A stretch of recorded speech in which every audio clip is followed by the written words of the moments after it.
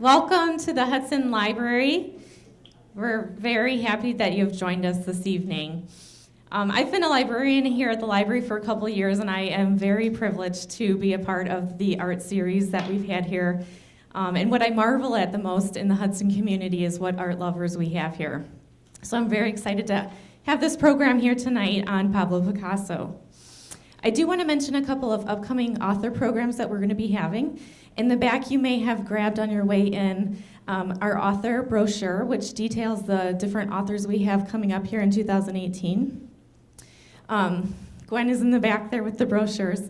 We have a wide variety of authors coming up, so we hope that you'll join us. Two that I want to mention we have coming up next week. On Monday the 19th, we have Otz Kilcher, who will be joining us from the Discovery Channel's Alaska, the Last Frontier. He's written a book, Son of a Midnight Land, and he's going to be talking about his life on the homestead in Alaska. And then on Wednesday, the 21st, we have former NPR CEO Ken Stern, who has written a book, A Republican Like Me. He will be here to discuss his new book. I think when we talk about Pablo Picasso, he's probably one of the most prolific artists of the 20th century. And when we go to museums, his art is probably the most easily recognizable. But I think we are given such wonderful opportunities to have books like the book we're going to talk about tonight, where we get to learn a little bit more about the artist himself, and helps us kind of appreciate more behind the painting to find out what their inspiration is or what was going on in their life during their paintings. Let me introduce our speaker this evening. With us tonight, we have Miles Unger, who is the author of Picasso and the painting that shocked the world. Mr. Unger writes books on art and culture for The Economist. He was formerly the managing editor of Art New England, and he's a contributing writer to the New York Times. He is the author of The Watercolors of Winslow Homer, Magnifico, The Brilliant Life and Violent Times of Lorenzo de' Medici, Machiavelli, a biography, and Michelangelo, a life in 6 masterpieces. After the program tonight, we welcome you to please join us in the rotunda of the library for a book signing. We had books out in the lobby courtesy of the Learned Owl Bookshop if you would like to have a copy of the book, and the author would be happy to sign it for you in our rotunda. So we will have that after the program. If you would please join me in welcoming Miles Unger.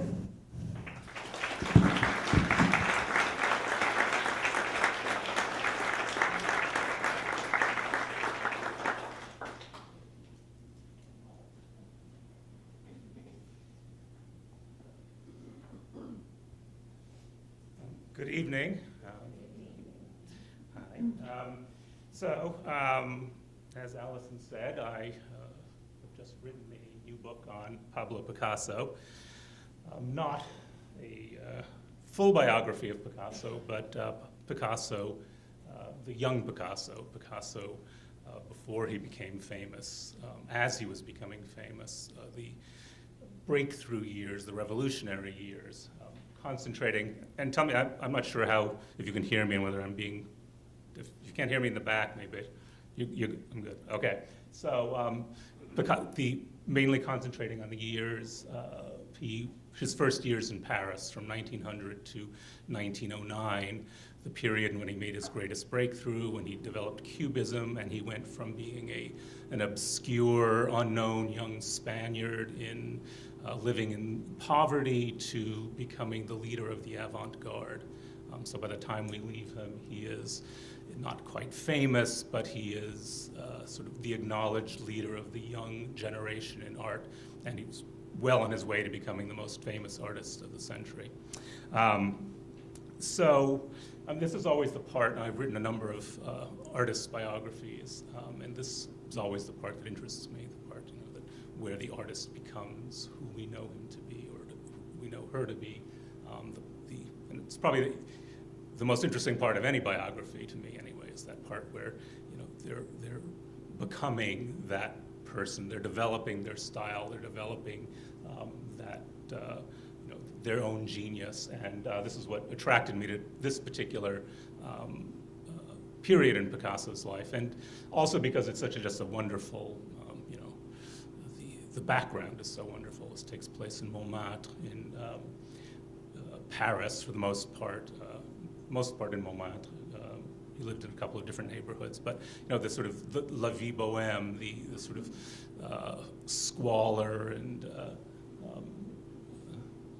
but it was Picasso, though he was often near starving and living in didn't know where his next meal was coming from.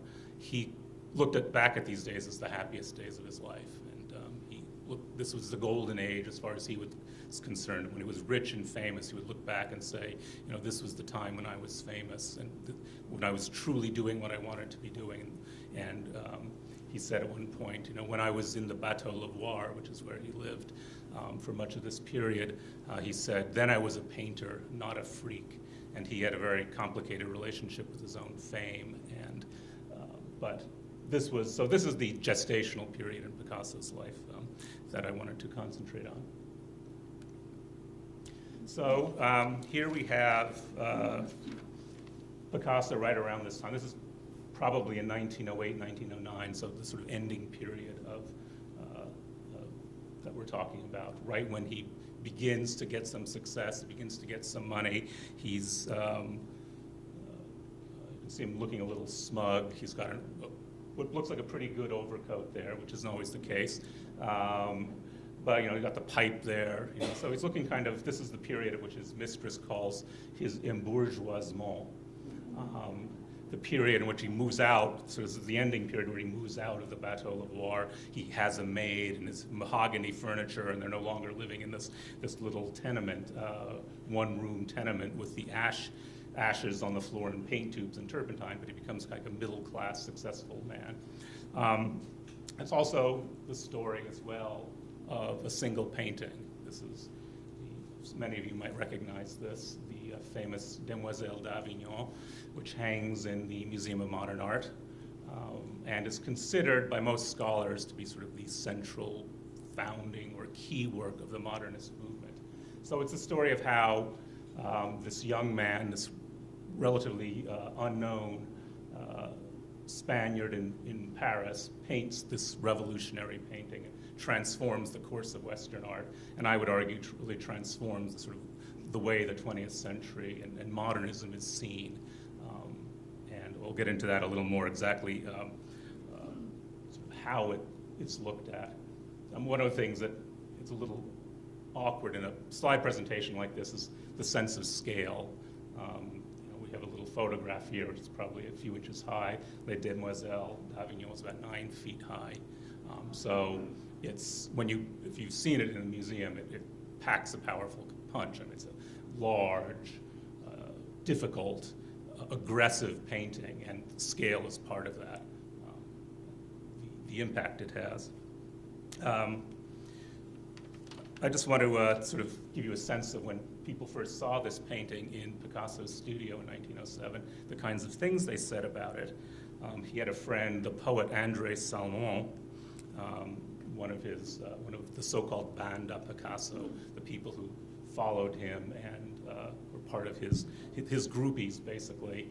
Even people who were very close to him found this canvas very difficult to accept, very harsh, very aggressive. It looked like nothing else anybody had ever done. So here's André Salmon reacting to it. Some years later, he called it the incandescent crater from which emerged the fire of the present art. Georges Braque, who would become his partner in the foundation of Cubism, when he first saw it, he said it was as if someone was drinking kerosene so he could spit fire. And André Derain, who was another member of his group, one of the Fauve painters, so another important modernist, he thought the painting was so impossible, so difficult, that he said, one day we would find that Picasso had hanged himself behind his great picture. So desperate did this enterprise seem. And there's actually a famous story by Balzac called The Unknown Masterpiece, in which the artist works for decades in this one painting, and it turns out to be unintelligible mess, and he ends up hanging himself behind the painting. So that's what he's referring to here, that Picasso was driven so mad by his vision that he was never able to complete, that he would, like the painter in that story, would end up hanging himself. So here's how one of the most distinguished scholars of modern art has referred to this painting, just to give you some sense of the way it's looked at by art historians.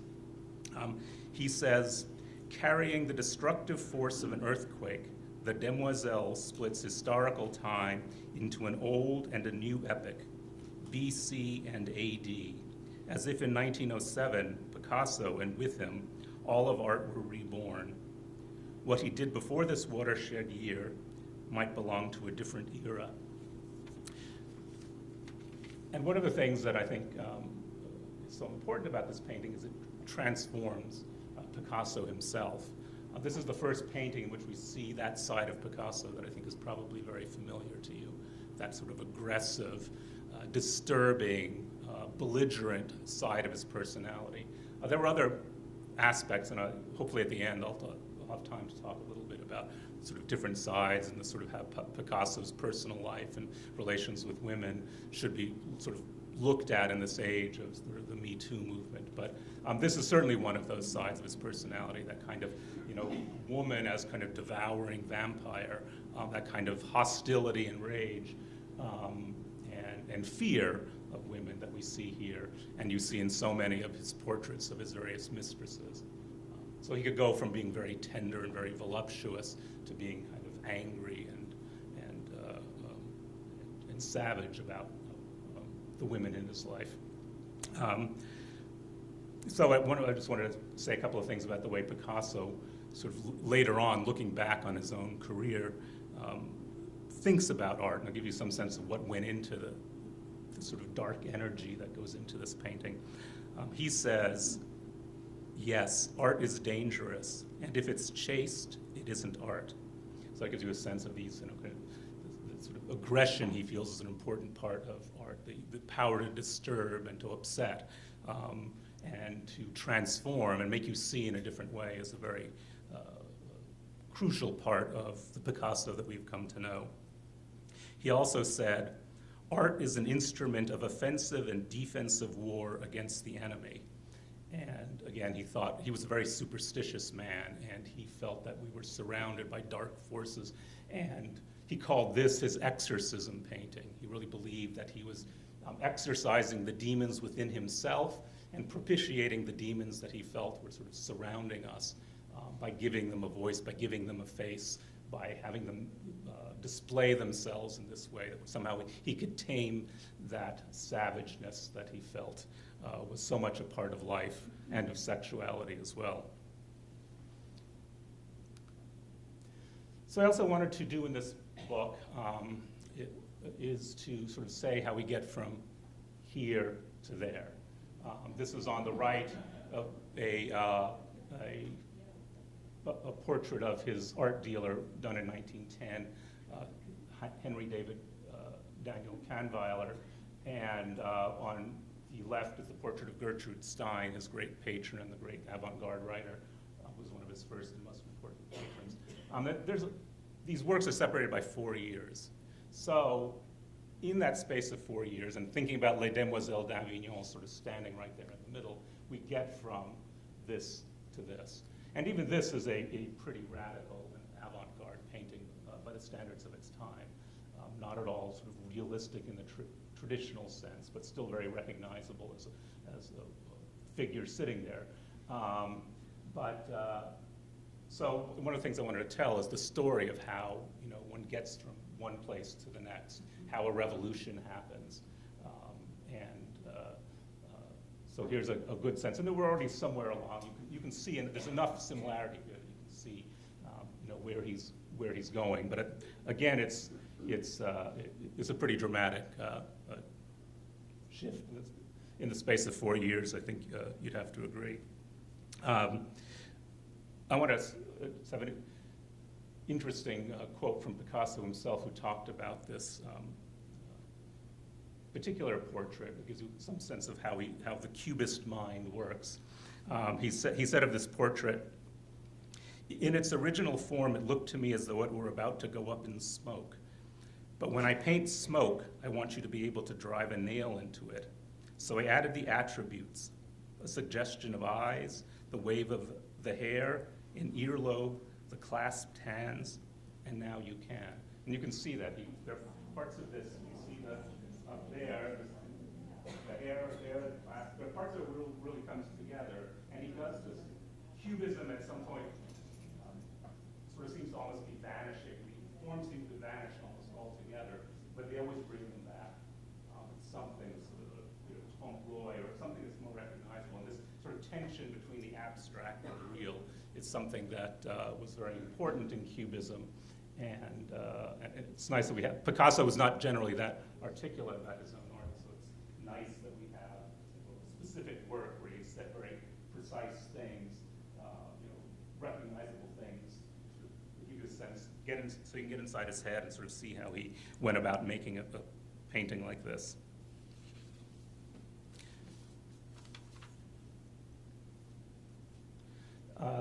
So here we see a sort of pre-Cubist work, the 1906 version of the Steins portrait. They're a classic, what's called analytic Cubism, the Cubism that Picasso and Braque sort of deployed for a couple of years from about 1909 to 1911. When we get into the analytic phase, we don't need to get into that here, but in the synthetic phase. So this is the good example of analytic Cubism, where the form is broken up, faceted into smaller and smaller fragments until it's almost disappearing altogether. And then again, he brings it back with those little details, like you can see over.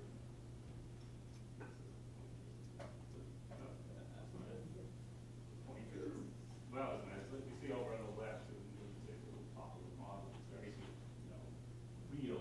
So that's always that push-pull between the real and the abstract. So here's how, just to get a sense of where Cubism is positioned in the history of 20th century art, how at least traditional scholars think of it. The distinguished 20th century art scholar John Golding, who wrote one of the classic books on Cubism, says, "Cubism was perhaps the most important and certainly the most complete and radical artistic revolution since the Renaissance. New forms of society, changing patronage, varying geographic conditions, all these things have gone to produce over the past 5 centuries a succession of different schools, different styles, different political idioms, but none of these has so altered the principles, so shaken the foundations of Western painting as did Cubism. Indeed, from a visual point of view, it is easier to bridge the 350 years separating Impressionism from the High Renaissance than it is to bridge the 50 years that lie between Impressionism and Cubism. If social and historical factors can for a moment be forgotten, a portrait by Renoir will seem closer to a portrait by Raphael than it does to a Cubist portrait by Picasso." So again, it gives you some sense of the kind of revolutionary shift that took place in the space of a few short years, driven almost exclusively by Picasso and his partner in the development of Cubism, Georges Braque. So before we get there, I wanted to sort of take you on a whirlwind tour of Picasso, how he got to this point, how he made himself into the most revolutionary artist of the past 100 years. And here he is with at the age of 8, with his little sister Lola. Picasso was born in Malaga, which is a city in Andalusia on the southern coast of Spain. And it's not a hotbed of avant-garde art. It was even by Spanish standards, it was provincial. And so it's not a promising place in which to start a career as the sort of great avant-garde artist of the 20th century. But those were his origins. He did have the good fortune that his father was a painter, a rather mediocre painter, which is something that Picasso realized early on. And as I said, that Andalusia and Malaga were regarded as sort of backward even by Spanish standards, and Spain was one of the more backward countries in Europe in terms of its connection to the wider sort of cultural movements of the time. His good friend Jaime Sabartes, who was from Barcelona, talks about how the Catalans felt about the Andalusians. And he said, "Among Barcelonans of my class, the word Andalusian is never pronounced without a grimace of repulsion. An Andalusian to them means a bullfighter, a gypsy, a wise guy, who drinks and dances, all of which to a middle-class Catalan of Barcelona is rather alien to our manners and customs. Andalusian? Pants tight at the belt, short vests, cordoban, felt hat, and cock and bull stories. Ugh." So this is so it was not a good place to start.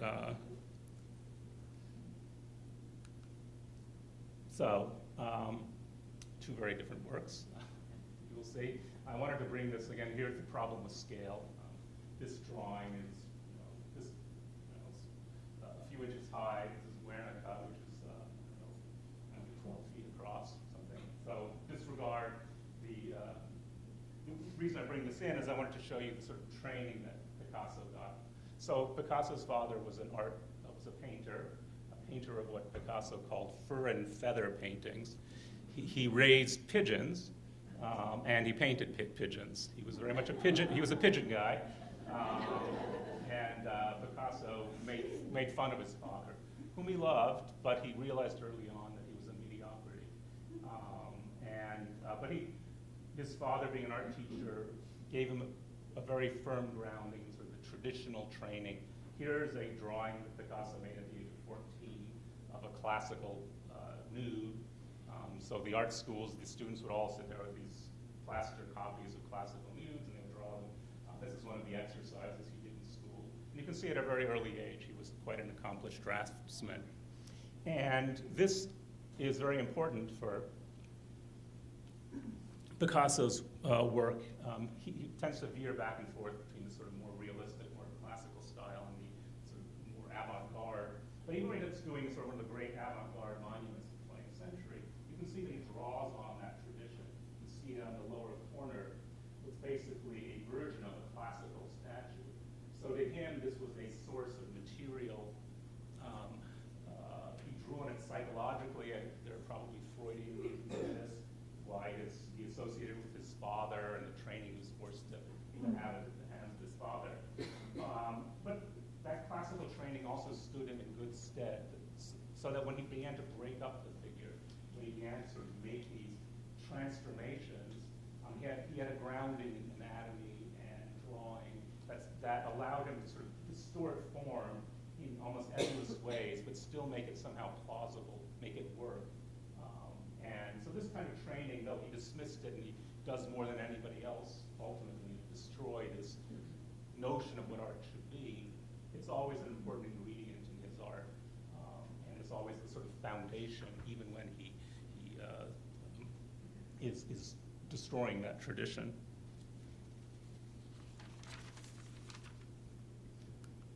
So this is the kind of painting his father wanted him to make. This was a work he did as a 15 or 16-year-old, a work called Science and Charity, which his father encouraged him to submit these works to the various exhibitions in Spain, the prestigious exhibitions. And his father's conception of his son's career would be he would paint these very traditional paintings with a pious subject matter.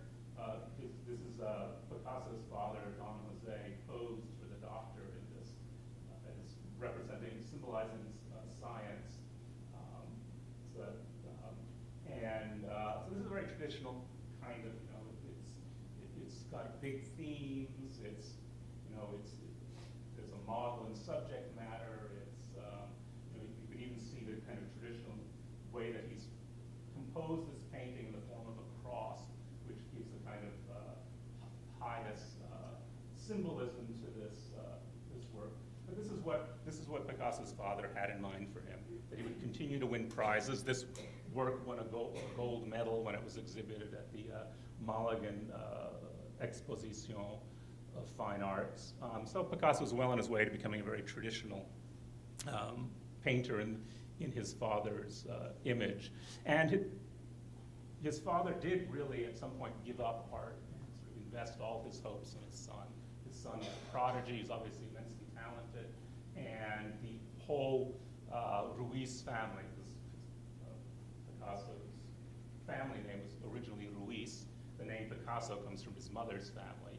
And there's again a kind of psychological thing when he starts Pablo Ruiz starts signing himself Pablo Picasso in a kind of rejection of his father and all he stood for. And at some point, Picasso begins to think of his father and his relatives as kind of bourgeois, and he as an adolescent, as a 16, 17-year-old, he begins to see that this is not the world that he wants to be a part of, and he doesn't want to go down this route. But again, this kind of traditional training will stand him in good stead throughout his career. So the family moves to Barcelona in 1895. Now Barcelona, unlike Malaga, was a cultural hotbed. The Catalans thought of themselves as much more sophisticated than the other Spaniards. They thought of themselves almost as being French. They were aspiring to be French. And you might have heard there's still a Catalan there's still a Catalan separatist movement. They sort of feel themselves not quite a part of Spain. They'd rather belong to Northern Europe.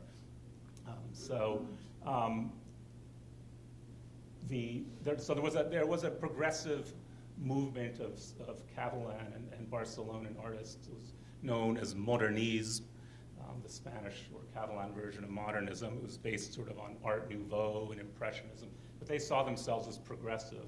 And Picasso, as a 16, 17-year-old, begins to identify with this. He splits off from the traditional conservative role that his father had seen for him. This on the left is the art school that Picasso's father taught at and where Picasso was a student.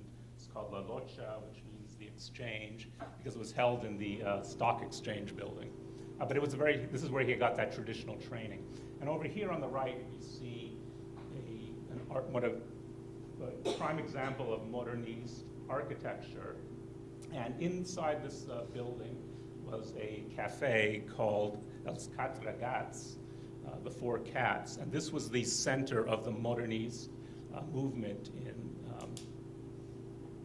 Barcelona. So Picasso sort of moves from sort of the world of the art school, the world of traditional training, and begins to identify himself with the Catalan avant-garde. And one of the things that's important to know about sort of when generally you take an art history course, you tend to sort of everything that's one painting or painter influences another painter, and then begets this, and this movement begets that.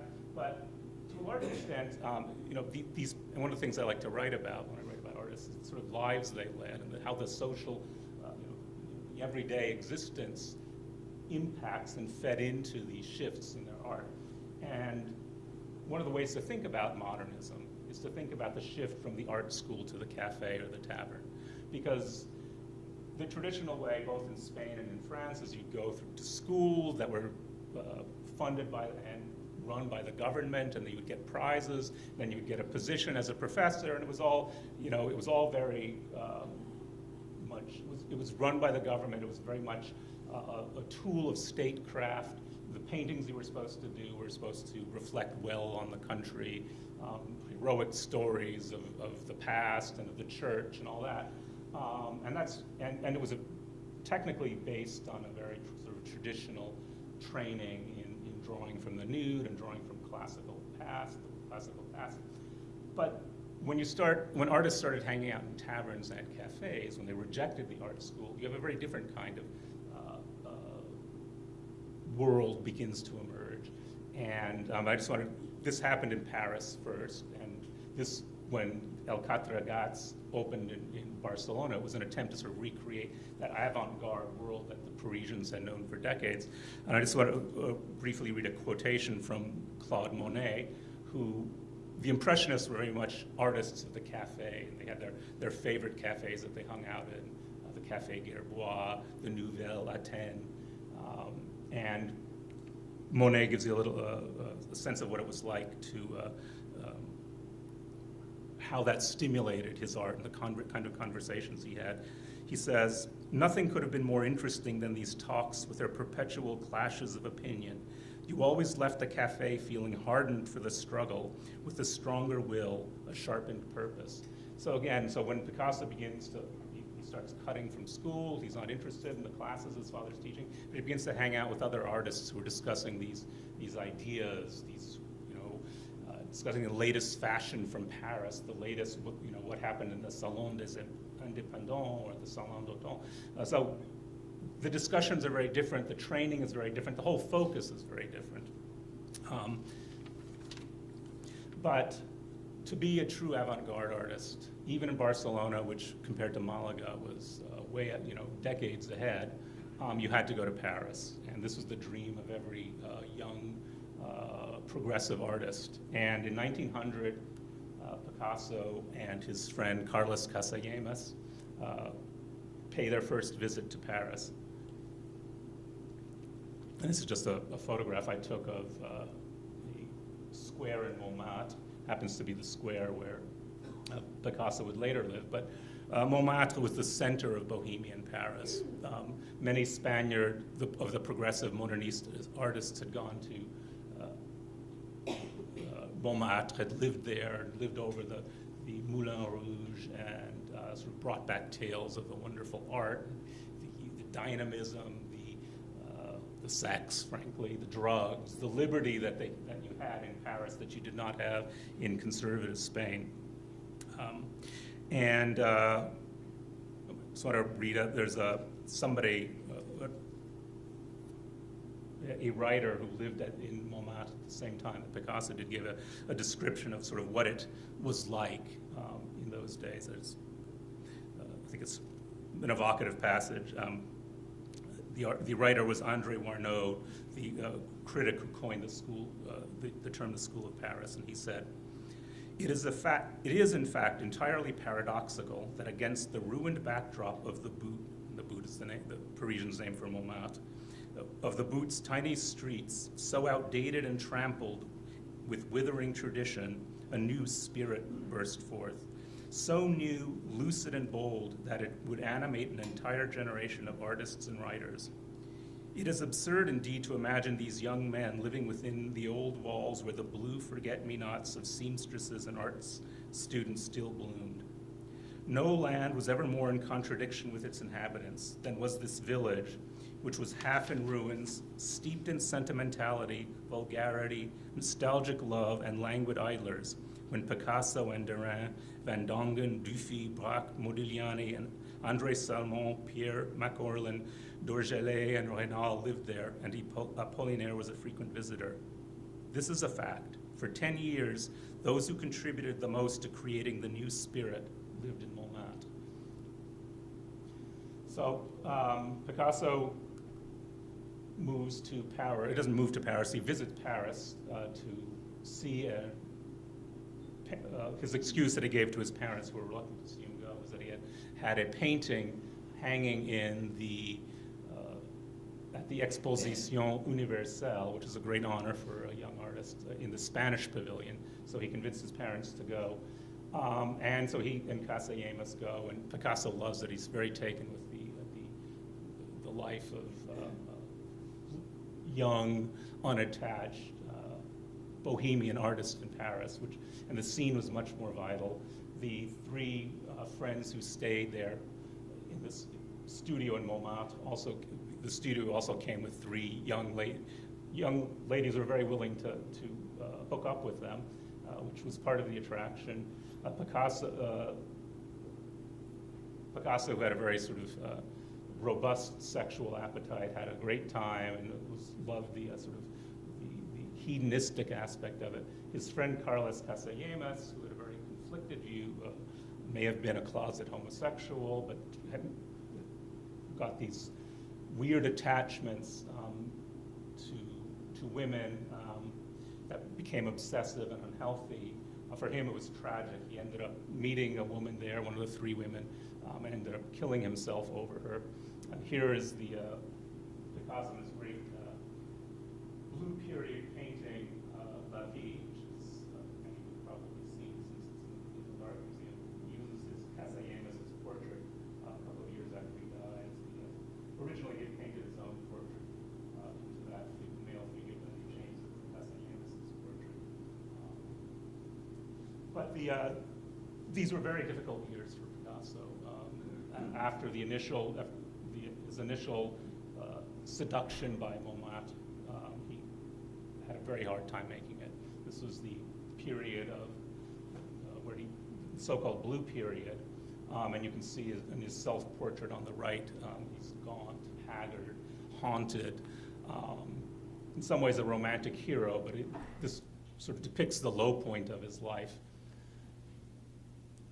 where he seems on the brink, very much on the brink.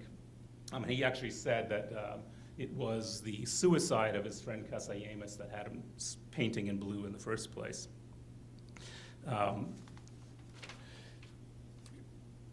He recounted a tale of these days of struggle and hardship to his later mistress, who gives a description of what it was like in those difficult days. Pablo and Max Jacob, and that was his good friend that he met in Paris, a poet. Pablo and Max Jacob once gave Sabartés the last few coins they could scrape up and told him to go buy an egg and whatever else he could get the most for that money. Sabartés shopped around and wound up with a piece of bread, 2 sausages, and of course an egg. He saw very poorly. He fell on the stairs on the way back. The egg broke and ran in all directions. He picked up the other things and continued up to the room where Pablo and Max were waiting. They were planning to cook the egg over a candle since there was no other heat. He told them what had happened. Pablo was furious. "You'll never amount to anything," he told them. "We give you our last penny and you can't even get back here with a whole egg? You'll be a failure all your life." He grabbed a fork and plunged it into one of the sausages. The sausage burst. He tried the other one. The same thing happened. Sabartés, with his weak eyesight, had bought 2 sausages so old and rotten that they exploded like a pair of balloons. So anyway, that's what the downside of living La Vie Bohème. It was a tough life, but a romantic one. And one of the things I think is interesting about this passage, and we'll talk a little about Picasso's difficulties with women, but this is the way he treated everybody. When he says to Sabartés, you'll never amount to anything. That kind of cruelty and hostility were something that came out not only towards the women in his life, but towards the men, whom he often sort of treated terribly. So he's living this life going back and forth. He takes him 4 tries before he finally gets to settle in Paris permanently. He's driven by hunger. He simply can't sell any paintings. He's at the end of his rope. One of the nice things for Picasso is he always had his family to fall back on, no matter how poor he was, no matter how much he didn't know where his next meal was coming from. He knew if he could get a train fare back to Barcelona, his family would take care of him. They would put him up, feed him. So it took him 4 tries, and on the 4th try, in 1904, he finally settles permanently in Montmartre, moving into a building called the Bateau Lavoir, which you can see here on the right. It's that same square that I showed a photograph before earlier.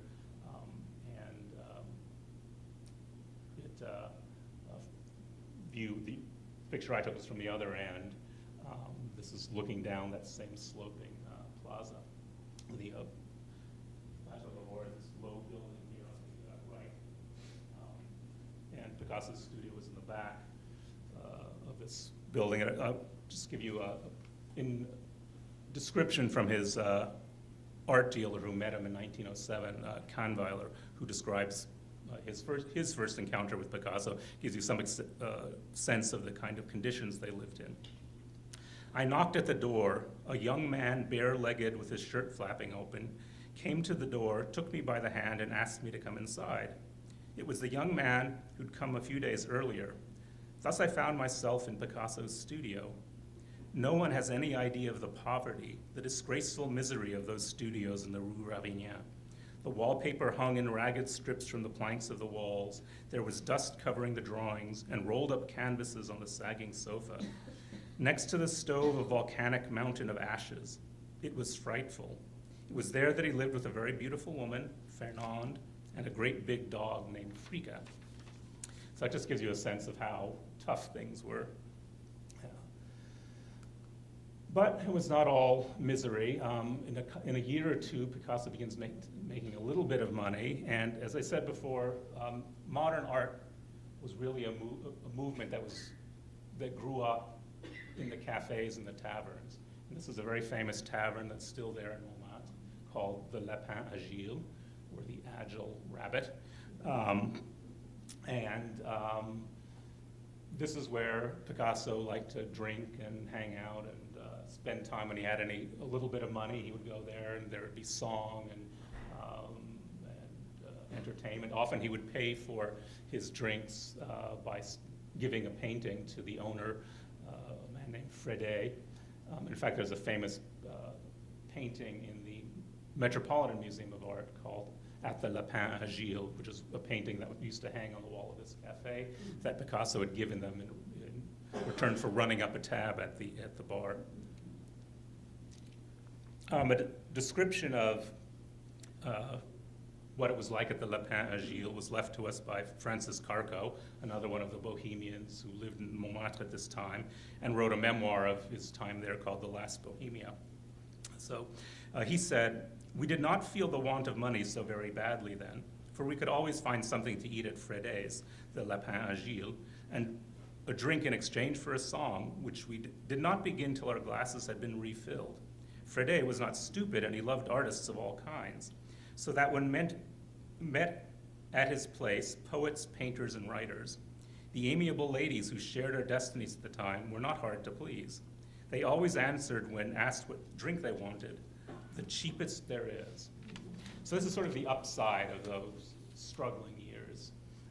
And as you can see, there's a certain romanticism to this. And Picasso, despite the hardships of this period, really looked on it as the golden age of his life, much more than when he was wealthy and famous. And he said, this is a cry that came late in life, and gives you some sense of how he looked back on these golden years. He said this in the 1960s sometime, I don't have the exact date, when somebody said, "But you're famous," and he says, "Famous? Of course I'm famous. What does it all mean? It was at the Bateau Lavoir that I was famous. When Oud came from the heart of Germany to see my paintings, when young painters from every country brought me what they were doing and asked for my advice, when I never had a sou, there I was famous. I was a painter, not a freak." So the book basically covers what Picasso himself said were the happiest days of his life. One of the things that made life tolerable was he had his first serious love of his life. He met the woman Fernande Olivier, who became his mistress over these years, and really the first true love of his life. He was obsessed with her. He was devoted to her for a time until things went sour, as they always tended to do with Picasso. But for many years, he was deeply attached. She was his muse. They shared everything, and you can see her here with two of their dogs walking in the streets of Montmartre. She was a beautiful auburn-haired woman, considerably taller than he was. Picasso was about 5'6", and rather sensitive about his height. But Fernande has left a description of their first meeting, which is rather dramatic, so I'll read it. She said in her memoir, "Yesterday afternoon, the atmosphere was really oppressive before the storm. The sky was black, and when the clouds suddenly broke, we had to rush for shelter. The Spanish painter had a little kitten in his arms, which he held out to me, laughing and preventing me from going past. I laughed with him.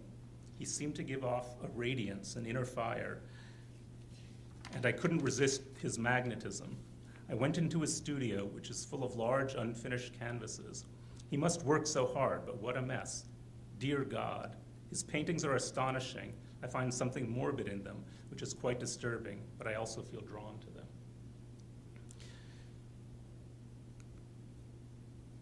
So around 1905, so Picasso's been settled in the Bateau Lavoir, this squalid tenement, former piano factory, for a year. Things begin to pick up. Collectors begin to take an interest in his work. The most important of these new patrons were the Americans, the Steins, principally Gertrude and Leo Stein. Here's a picture of Gertrude Stein in her salon, in her pavilion, they called it, where they used to hold dinner parties, where all the avant-garde artists and writers would come congregate. You can see above her own portrait. Tell us a little later on, since there are some cubist landscapes, and this must have been taken about 1912 or later. But the Steins, with the patrons like the Steins taking an interest in his work, there was a Russian who was very instrumental in getting Picasso's work, starting to collect Picasso's work, Sergei Shukin. So things begin to pick up for Picasso. He's beginning to make a name for himself in the avant-garde.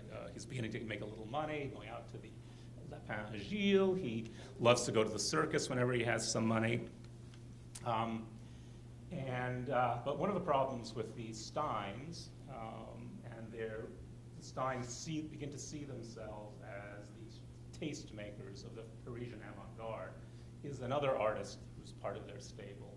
And that artist is Henri Matisse, here shown a couple of years later. But he was a very different kind of man, a very different kind of painter from Picasso. He was more than a decade older than Picasso.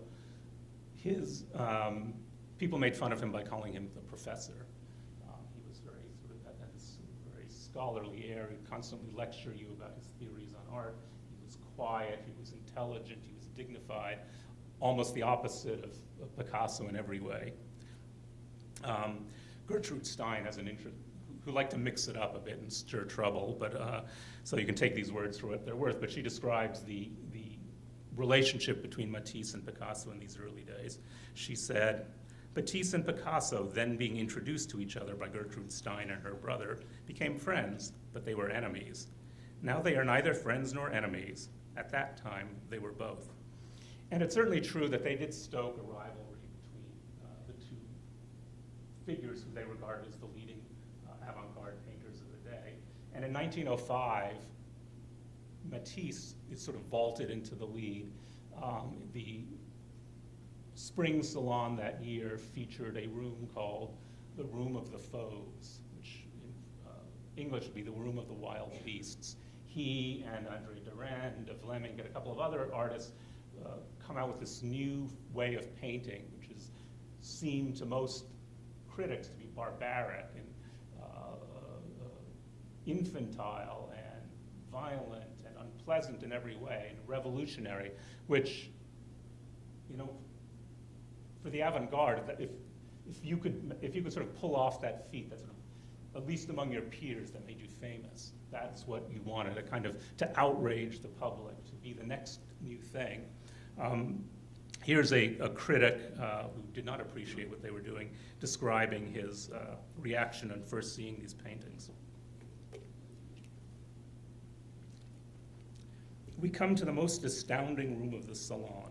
We are presented with something that, apart from the materials employed, has absolutely no relation to painting.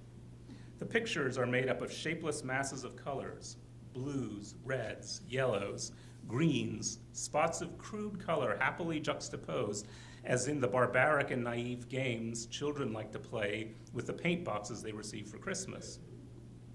Let us be satisfied with simply mentioning the names of these performers, whose art, at least for us commoners, seems to have originated from nothing but pure folly and jest. Camoin, Derain, Mangin, Matisse. So Matisse at this point in 1905 becomes the leading figure of the avant-garde, hated by most of Paris, thought of as a lunatic, a madman, a fraud by many, but that's that's how you got your reputation in avant-garde Paris. Picasso was not pleased. Picasso, who felt that he had Picasso and his friends, his advocates, who felt he had a claim to be sort of the most original avant-garde artist, were mad as hell that this tweedy, professorial, bespectacled, balding fellow that sort of vaulted ahead and was seen as the great radical. This is one of the paintings that was shown in the Salon de Faux that caused such a scandal and outrage. This is a portrait of Madame Matisse, this was a painting that Leo Stein picked up for 500 francs. And when he did that, it sort of staked Leo Stein as the most daring collector of his time because he collected the most daring work of his time. So I brought back the Gertrude Stein portrait to the sense of the contrasting style. Picasso's portrait of Gertrude Stein is very much a reaction against or a response to what Matisse was doing. It's a portrait of a woman. They were both hung in the same pavilion, often next to each other, so that you could sort of make a comparison, decide whether you were Matisse-side or Picasso-side. You can see where Matisse is going to interested primarily in color. Picasso's interested in form. Picasso's painting is practically monochrome, which seems sort of deliberate. You know, okay, Matisse is going to be the king of color. I'm going to have to go into structure. And mood is incredibly something kind of somber and aggressive about Picasso. You see him moving in the direction that will ultimately lead to Les Demoiselles d'Avignon a year later.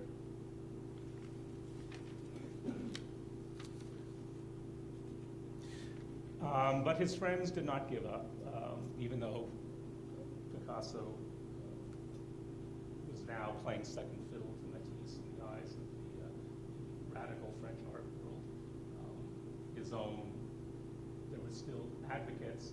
This is one of the great rose-colored paintings, masterpiece of the Rose period, which is Picasso about 1905, early 1906. This is the famous family of Saltimbanques at the National Gallery in Washington. And this is the great painting of the Barnes collection in Philadelphia. Matisse's 1906, I think that's called Joie de Vivre, or The Joy of Life. And this was the great hit of the great painting of the 1906 Autumn Salon that even more established Matisse's reputation as the leading painter of the avant-garde.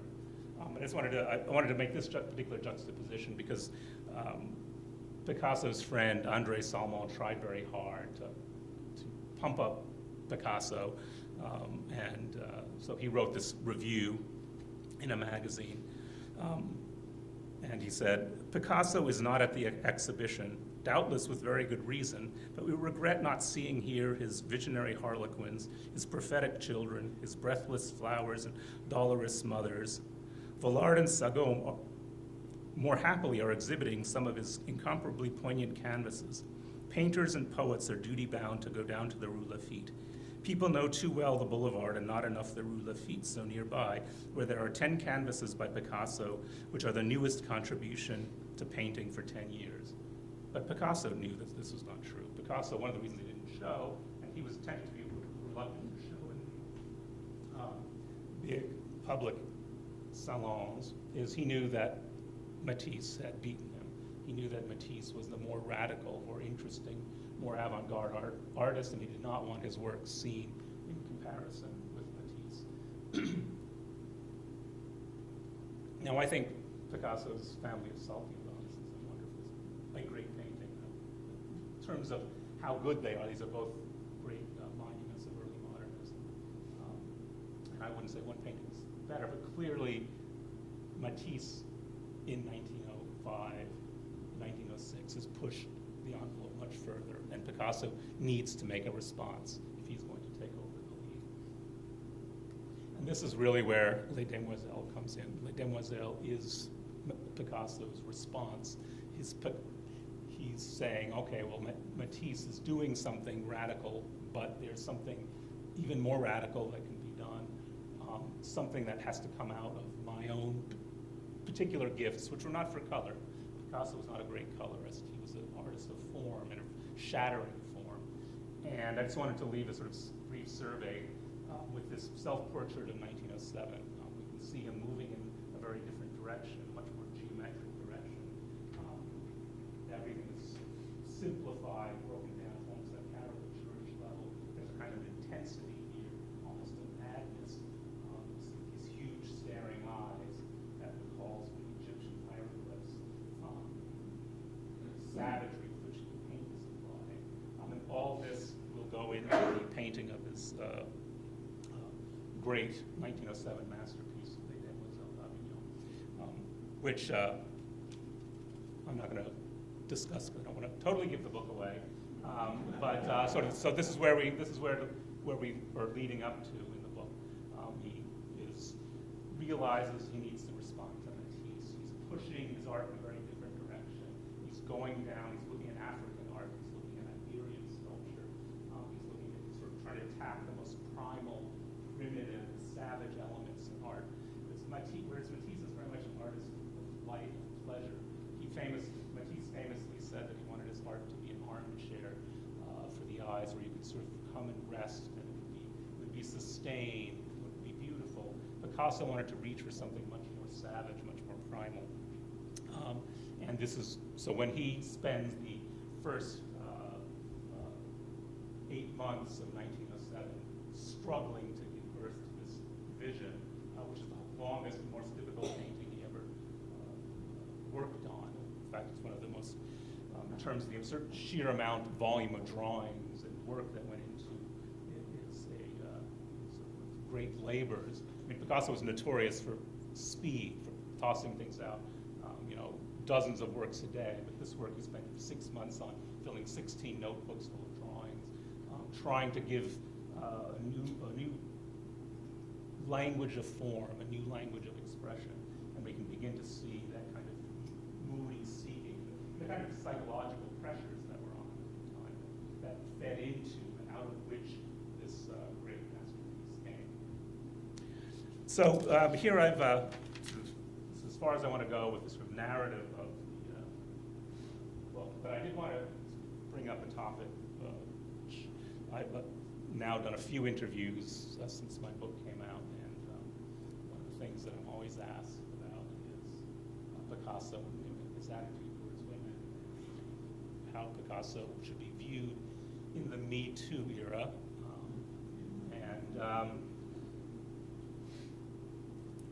and I have, and I'm happy to take questions about this. I don't have an answer to this. I have thoughts. I don't proclaim to know what the right answer is. I will share a couple of my thoughts with you, and happy to hear from everybody what their thoughts are. And you can certainly argue with me and tell me I'm full of it, which I may well be. But to me, I wanted to bring in two. These are both portraits of his mistresses. On the left, Dora Maar. On the right, Marie-Thérèse Walter. The one on the left, the Dora Maar from 1937. The Marie-Thérèse Walter from 1932. And if you happen to go to London, there's a wonderful exhibition now at the Tate Modern of Picasso 1932, much of which is devoted to his mistress at the time, Marie-Thérèse Walter. Often portrays. And one of the things that Picasso does, and I think that was having him allow him to do, is sort of create very different forms for expressive purposes. You can see how he uses that jagged, savage, angry forms to create an incredibly expressive, horrifying portrait of Dora Maar, which is usually referred to as the weeping woman. And how he used that same sort of ability to transform, to rework nature for expressive purpose, to make the most kind of voluptuous, dreamlike quality. So this is what Cubism allows him to do ultimately, the fracturing and the liberties he took with form allowed him to create these yin and yang of expression here, sort of pushing expression to greater limits than it was ever possible before. So, I mean, the question that always comes up is, was Picasso a misogynist? To which I'd say yes, he was a misogynist. But he was also a very difficult person in general. So it's like that quotation we had from about the sausages, where he really humiliates is pathetic. I mean, Sabartez was a very devoted friend. Basically, he treated him like third. He was a servant basically treated him like a servant for many years. But he could be enormously cruel to the men, the women in his life. The women tended to bear the brunt of this. And he famously said, he had a couple of things he said about both his art and the women in his life. He once said, "You have to be a masochist to like my painting," which I think is interesting. And there is, if you look at a painting like this, it's not something you really want to have hanging over your bedroom to give you sweet dreams at night. Portrait on the right, I can see yes. But his art often has that quality. He was a very angry man, and much of this anger came out towards the women in his life. He called women at one point suffering machines, sort of ignoring the obvious point that he was often the one inflicting the suffering. He was physically and emotionally abusive.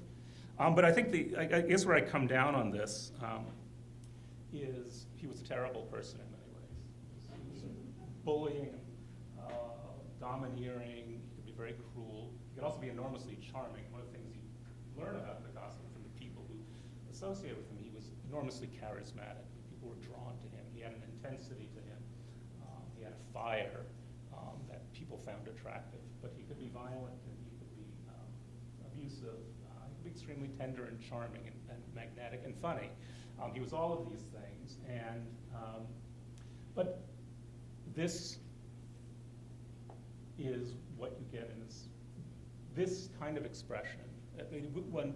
I guess I would not want to sort of censor this. I would not want to say this is not a part of life, because it is. There are very few, if you think about Guernica, which I showed you in little postage stamp size earlier, that is one of the great portrayals of the horrors of war. And it comes out of the same rage that he directs at his mistress here. The cruelty, I mean, he understood cruelty from the inside out. He was a great aficionado of bullfights. Because he found the cruelty meaningful. He found, now I would never go to a bullfight. I think it should be banned, personally. I think it's a horrible way to treat animals. But to recognize that this is a part of life. This is one of the things that Picasso brings out. And I think one of the things that makes Picasso the central painter of the 20th century, unlike Matisse, who I think in some ways is a better painter. I mean, just in terms of the grace with which he handles paint, his loveliness, and the feel for the materials, I would say, I would prefer Matisse. But Picasso was able to channel his rage inside him. He was able to express it. Which I think makes us all conscious of cruelty, however we feel about it. I mean, I think Picasso is an artist, for the century of, Auschwitz and Buchenwald and the Twin Towers and whatever horrors you can conjure. I think that Picasso becomes that central figure, both as a great advocate of peace. You remember as well, he also painted the famous Peace Dove. And Guernica is one of the great anti-war paintings of all time. But I think that you have to recognize that much of that came out of that cruelty and violence that was in him. That should not be, he should not be exonerated for that.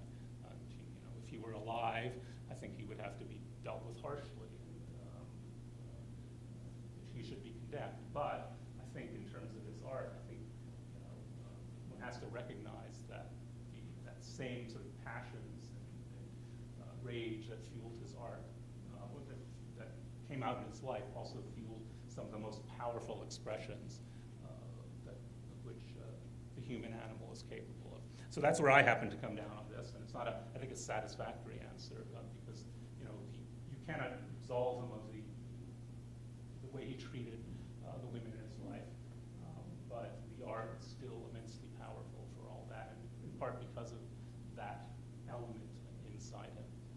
So I don't know if we have time to take questions, or I'm happy to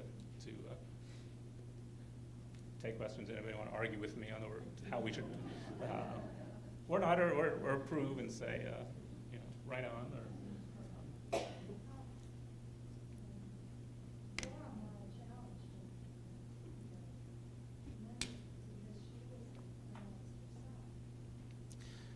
She was.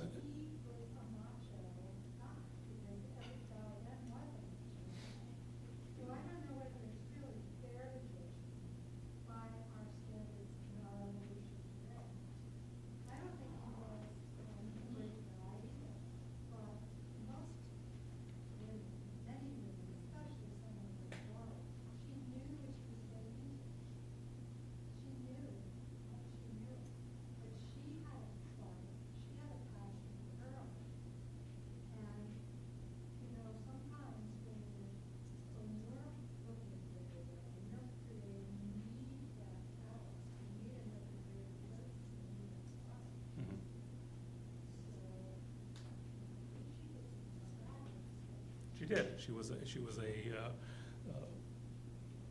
important photographer and artist in her own right, and she was.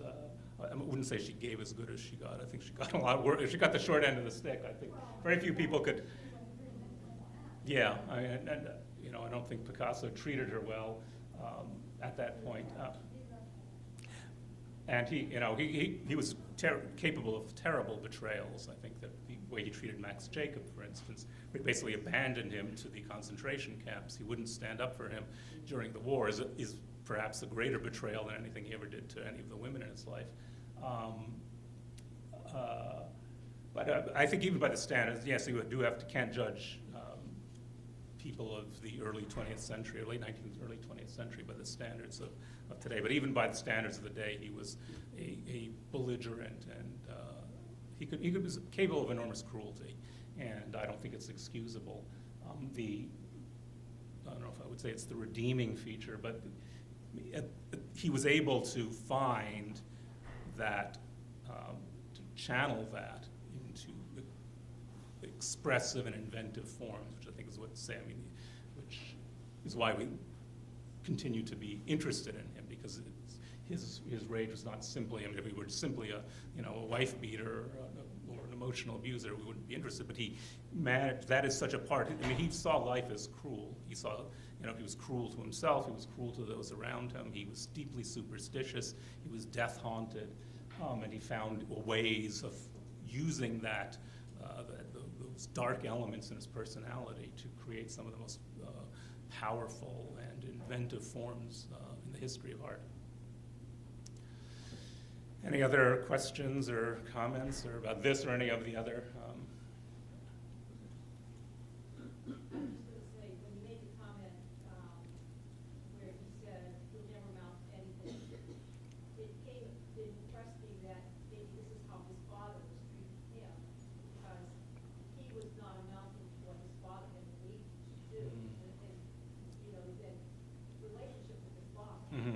Well, an abusive relationship with the father and son. Well, Don Jose was actually. I would say if there's anything there, it was sort of the other way around. The son knew the father had never amounted to anything, and the son that Pablo felt his father was a failure and knew that his father was fairly mild. His father tried to shape his life early on, but Picasso at the age of 14, 15 said, "I'm not having any of it. I'm going off on my own. I'm running wild with my friends, going to the bordellos," and his father could no longer control him. For a while, they had a kind of agreement that the father would guide him in artistic matters, and then Picasso would, if Picasso could be allowed to sort of run wild in every other way. So I think perhaps the mediocrity he saw in Jaime Sabartés was something that may have been a memory of his own father and his impatience with that sort of, lack of ambition. He needed flunkies around him, and then he abused them for being flunkies. That was sort of the kind of person he was. And he needed that sort of, that harem and he was like a sultan. His Fernand famously, at one of Gertrude Stein's parties, they had a fight, and she yells at him, your only distinction in life is that you're a precocious child. And I think that's true. In a way, he was very emotionally childish. I mean, he needed to be surrounded by adoring people who he then, sort of respected less for being subservient.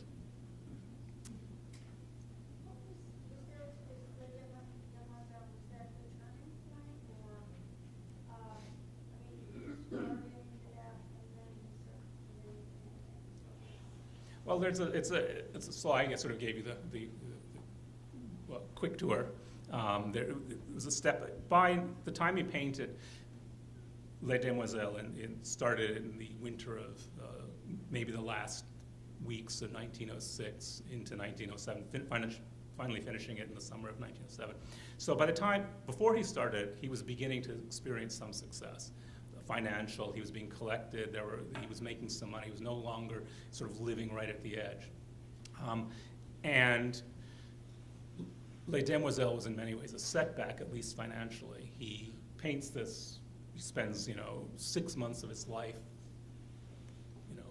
throwing his body and soul into this work, and nobody could understand it. It horrified his friends, nobody would buy it. He ended up rolling it up and putting it away. But interestingly,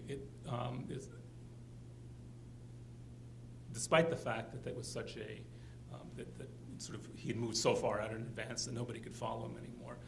Right at this time, Kahnweiler, the German dealer, comes into his life, and he sees that here's somebody I can market. There's a place for him. He's radical, but radicalism can sell now. There are enough collectors, there's enough interest in this kind of art, and he manages them very shrewdly. And in many ways, Kahnweiler is the sort of hero of the story in terms of Picasso's beginning to gain some kind of financial success. And the Cubist work, and I showed you the portrait of Kahnweiler, painted in 1910, was incredibly difficult work. It's still very difficult. It's not ingratiating at all, but Kahnweiler managed to sort of say, yes, that's what makes it serious. I can find enough people who are interested. This looks so little like anything else that's being done. That's pushed the envelope so far. And he was a very sort of shrewd marketer of this. And the world had come to the point where there were enough people interested in that kind of art that he begins to make some money, a steady income. Kahnweiler pays him a small but steady allowance. Eventually, by 1908, they have enough money to move out of the Bateau Lavoir into this, and accomplish what Fernand calls their bourgeoisement, where they have a maid, and this is sort of the beginning of Picasso's financial success. And so it's a complicated story. It's not like so he was beginning to have success, and he paints this painting that nobody can stand, but then somehow we managed. You have to read the book. What drove your decision to do the research on Picasso? And I like that angle you took too, where it's just that period right before he exploded. You change things. That's really kind of interesting to know that. But why Picasso? Well, I could answer that, I guess, in a way by saying I would never write a biography of Matisse. Matisse was a much nicer man, more calm, and maybe, and a painter. If you said, you can have a Matisse you can have a Matisse or a Picasso, I'd almost certainly take a Matisse. I think he's as an artist, he just has a wonderful feel for the stuff that makes paintings satisfying. But Picasso is a more interesting man. Picasso, he's a difficult, cantankerous, incredibly charismatic. But he really, it's just a more exciting. That period. It's not only Picasso, but that whole period of the Bateau Lavoir and hanging out with Apollinaire and just smoking opium, and there's something dangerous about Picasso in a way that's not about Matisse. And I think that was the sort of the idea of this sort of masterpiece that sort of transformed. Modern art shifts on a dime. Even though Les Demoiselles was not shown, he rolled it up and put it away, and barely anybody saw it. A year or two later, artists in Russia and Italy, you had the Malevich and and Rodchenko in Russia painting geometric abstractions that come directly out of Les Demoiselles and the early Cubist works. You have the Italian futurists who write manifestos about, the roaring motor car is more beautiful than the Nike of Samothrace. Basically the sort of art really turns on this sort of one mysterious work. And so that became a kind of very exciting and sort of everything seemed to converge on that one point. So it just seemed like a very dramatic and fascinating story.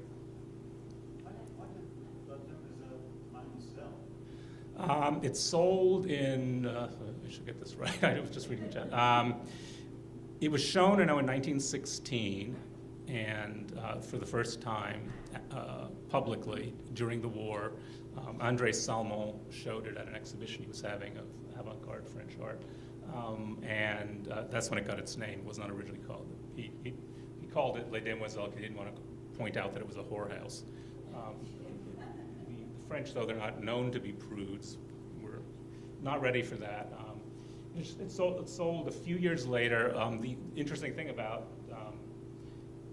how it got sold to a fashion designer named Doucet, but the person who engineered the sale was André Breton, who was the leader and founder of the Surrealist movement.